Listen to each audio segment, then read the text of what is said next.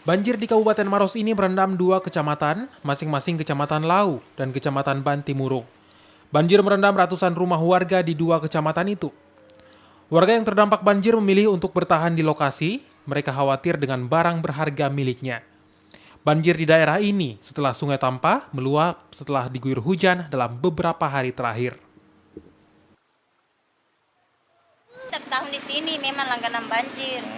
Makanya itu minta solusinya sama pemerintah supaya itu bikin proyek di pinggiran sungai. Tanggul karena itu. ya tanggul karena memang airnya dari situ asalnya, Pak.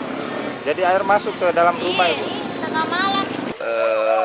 Di daerah Galagara di jembatan Sungai Kalampang adanya material sampah pohon yang menutupi jalurnya arus sungai, arus air. Itu yang buat meluap, Pak. Ya? Meluap. Ya, Ada berapa Pak yang terdampak Pak banjir Pak? untuk sementara waktu laporan ini ada di Kampung Baruga juga di depan ini. Bantimurung, Pak. Ya? Ada dua desa Pak. Kecamatan Bantimurung.